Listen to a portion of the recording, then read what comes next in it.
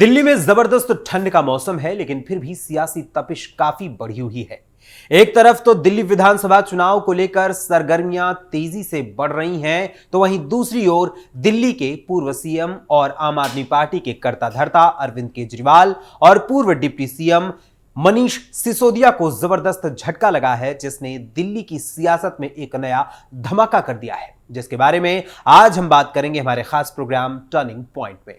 नमस्कार, Vande Mataram, capital TV देख रहे हैं आप और मैं हूं आपके साथ अखिलेश पांडे।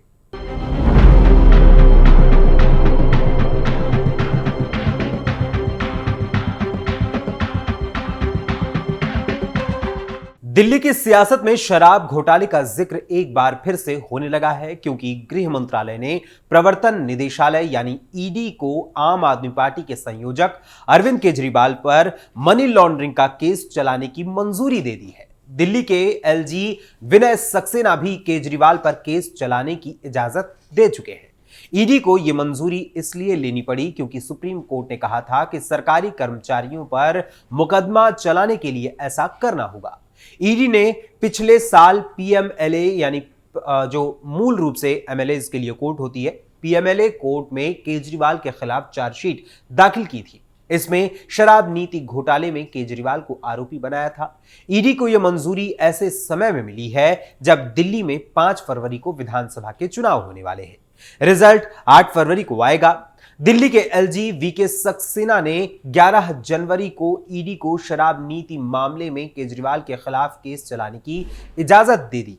ईडी ने 5 दिसंबर को एलजी से केजरीवाल के खिलाफ ट्रायल चलाने की अनुमति मांगी थी। पिछले साल नवंबर महीने में सुप्रीम कोर्ट ने एक आदेश दिया था और कहा था कि पब्लिक सर्वेंट के खिलाफ मुकदमा चलाने के लिए अथॉरिटी से परमिशन लेनी होगी।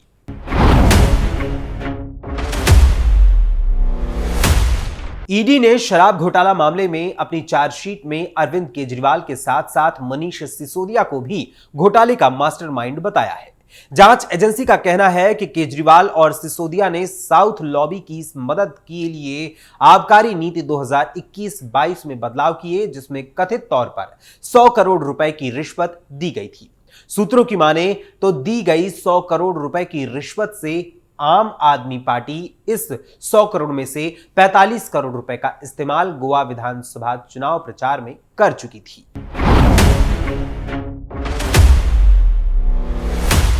वहीं दिल्ली विधानसभा चुनाव से पहले आम आदमी पार्टी को यह एक बड़ा झटका लगा है।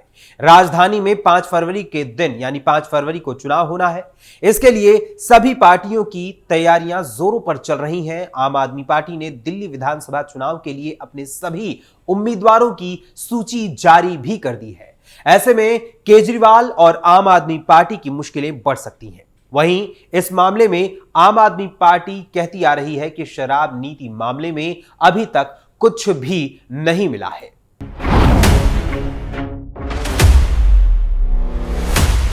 इतना ही नहीं, पिछले दिनों दिल्ली हाई कोर्ट ने नियंत्रक एवं महालेखा परीक्षक यानी कैग की रिपोर्ट पर विधानसभा में चर्चा में देरी को लेकर आम आदमी पार्टी के नेतृत्व वाली दिल्ली सरकार को फटकार लगाई थी। जस्टिस सचिन दत्ता की सिंगल जज बेंच ने कहा कि कैग रिपोर्ट सदन के पटल पर नहीं रखना पड़े, इसलिए दिल्ली सरकार ने विधानसभा का विशेष सत्र बुलाने से अपने पैर पीछे खींच लिए। बीजेपी ने कैग रिपोर्ट का हवाला देते हुए दावा किया है कि शराब नीति घोटाले मामले में दिल्ली को 2026 करोड़ रुपए का राजस्व घाटा हुआ है। बीजेपी ने दावा किया है कि दिल्ली शराब घोटाले मामले में आम आदमी पार्टी के कई नेताओं को रिश्वत मिली। दिल्ली हाईकोर्ट ने आम आदमी पार्टी की सरकार को फटकार लगाते हुए कहा कि कैग रिपोर्ट पर जिस तरह से आपने अपने कदम पीछे खींचे हैं, उससे आपकी ईमानदारी पर संदेह पैदा होता है। हाईकोर्ट ने आगे जोर देते हुए कहा कि रिपोर्ट तुरंत स्पीकर को भेजी जानी चाहिए थी और इस पर सदन में चर्चा शुरू करनी चाहिए थी।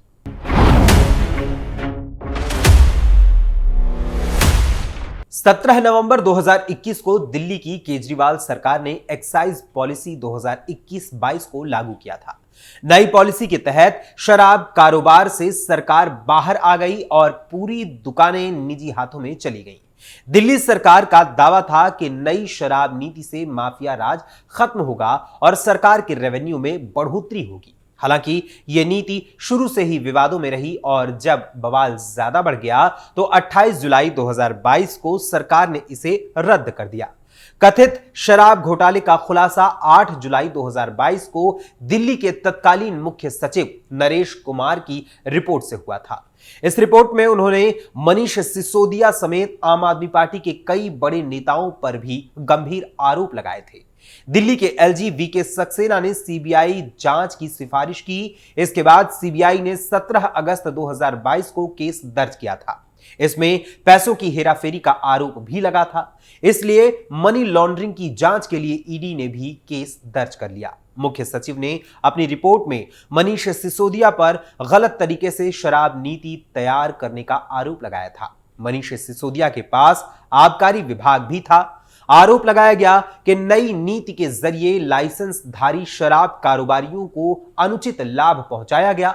रिपोर्ट में आरोप लगाया गया कि कोविड का बहाना बनाकर मनमाने तरीके से 144.36 करोड़ रुपए की लाइसेंस फीस माफ कर दी गई।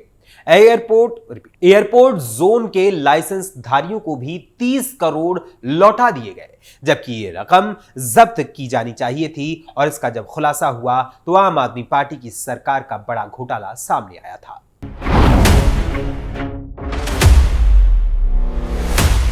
इस मामले में आम आदमी पार्टी का कहना है कि शराब नीति मामले में अभी तक कुछ ठोस सबूत नहीं मिले हैं। पार्टी ने हमेशा से इस आरोप का खंडन किया है। हालांकि इस मामले की गंभीरता को देखते हुए यह देखना होगा कि चुनावों पर इसका असर क्या पड़ता है। आम आदमी प्रवक्ता प्रियंका कक्कड़ ने कहा कि देश के इतिहास में यह पहला ऐसा मामला होगा जिसमें आपने अरविंद केजरीवाल और मनीष सिसोदिया को जेल में डाला। दोनों को ट्रायल कोर्ट और यहां तक कि सुप्रीम कोर्ट से भी जमानत मिल गई। 2 साल बाद आपने मुकदमा चलाने की मंजूरी दी। यह तब है जब चुनाव नजदीक है। उनका वही पुराना तरीका है, झूठे मामले दर्ज करना, आम आदमी पार्टी के नेताओं को बदनाम करना। लेकिन अब जनता सब समझ चुकी है।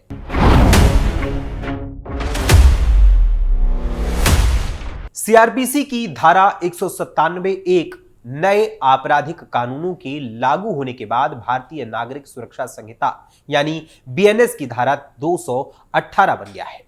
यह धाराएं कहती हैं कि किसी भी लोक सेवक के ऊपर मुकदमा चलाने के लिए सक्षम अथॉरिटी की अनुमति अनिवार्य है। यहां 2 बातें ध्यान में रखना जरूरी है।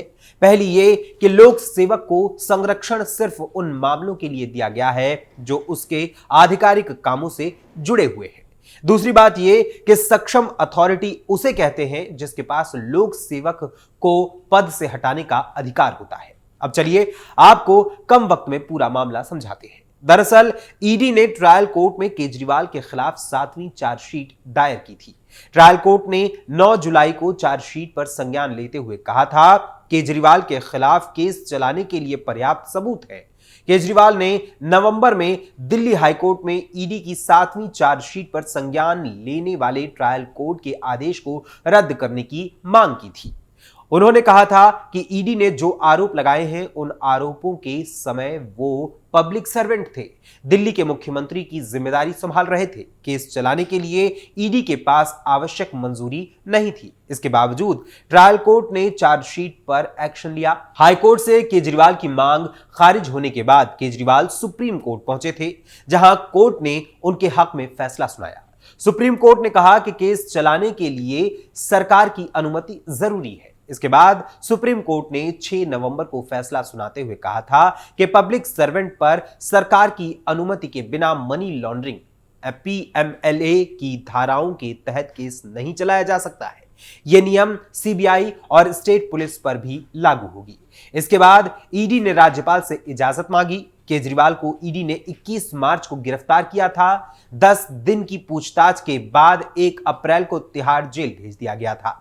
10 मई को 21 दिन के लिए लोकसभा चुनाव में प्रचार के लिए उन्हें रिहा किया गया था। यह रिहाई 51 दिन जेल में रहने के बाद मिली थी। 2 जून को केजरीवाल ने तिहाड़ जेल में सरेंडर कर दिया। इसके बाद सुप्रीम कोर्ट से 13 सितंबर को उन्हें जमानत मिल गई थी। उन्होंने 156 दिन जेल में बिताए थे।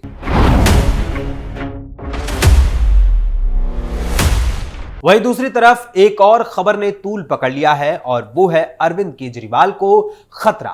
जी हां, दिल्ली के पूर्व मुख्यमंत्री और आम आदमी पार्टी के मुखिया संयोजक अरविंद केजरीवाल को जान का खतरा है। खुफिया जानकारी मिलने के बाद सुरक्षा एजेंसियां चौकन्नी हो गई हैं। केजरीवाल की सुरक्षा की समीक्षा भी की गई है।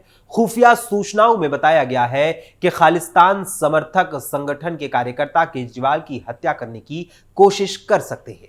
दिल्ली के पूर्व सीएम केजरीवाल को Z+ सुरक्षा मिली हुई है। सुरक्षा की समीक्षा के बाद जवानों को और चौकन्ना रहने का निर्देश दिया गया है। अलर्ट के मुताबिक 2-3 लोगों वाला एक हिट स्क्वाड दिल्ली में आ सकता है। इसे आखिरी बार 2-3 दिन पहले पंजाब में देखा गया था। यह गैंग केजरीवाल की हत्या करने की कोशिश कर सकता है। रिपोर्ट के मुताबिक केजरीवाल की हत्या की साजिश पाकिस्तानी खुफिया एजेंसी ISI रच रही है। ISI का उद्देश्य पंजाब और दिल्ली में कानून व्यवस्था और सौहार्द को बिगाड़ना है। यह एक मानवीय खुफिया जानकारी है और एजेंसियां आगे के विवरणों की पुष्टि करने की कोशिश कर रही हैं। यह पहली बार नहीं है जब केजरीवाल को निशाना बनाने की साजिश का पर्दाफाश हुआ है। इससे पहले साल 2014 में भी खुफिया एजेंसियों ने चेतावनी दी थी कि इंडियन मुजाहिदीन अपने प्रमुख यासीन भटकल की रिहाई के लिए केजरीवाल का अपहरण करने की साजिश रच रहा है। केजरीवाल सिख फॉर जस्टिस समूह के निशाने पर भी रहे हैं। दिल्ली पुलिस की Z+ सुरक्षा के तहत केजरीवाल की सुरक्षा में करीब 63 लोग तैनात हैं। उनकी सुरक्षा में pilot, escort, close protection team, home guard और स्पॉटर के अलावा सर्च एंड फ्रीस्किंग स्टाफ शामिल है। केंद्रीय सशस्त्र पुलिस बल यानी CAPF के करीब 15 वर्दीधारी जवान भी केजरीवाल की सुरक्षा में तैनात रहते हैं। आने वाले कुछ ही दिनों में दिल्ली में विधानसभा चुनाव भी है। इसे ध्यान में रखते हुए सुरक्षा एजेंसियां चौकन्ना है। यानी कुल मिलाकर दिल्ली चुनाव को लेकर तो केजरीवाल टेंशन में है ही, लेकिन अब उनकी जान को खतरे का बताया गया, यानी कि उनकी जान को भी खतरा बताया गया है, जिसको लेकर भी खबरों का बाजार गर्म है। फिलहाल अभी टर्निंग पॉइंट में बस इतना ही। इस पूरे मामले पर आपका क्या कहना है, हमें अपने कमेंट्स के माध्यम से जरूर बताइएगा। फिलहाल अभी के लिए मुझे अनुमति दीजिए, फिर मुलाकात होगी किसी और खबर, किसी और मुद्दे के साथ। तब तक के लिए नमस्कार।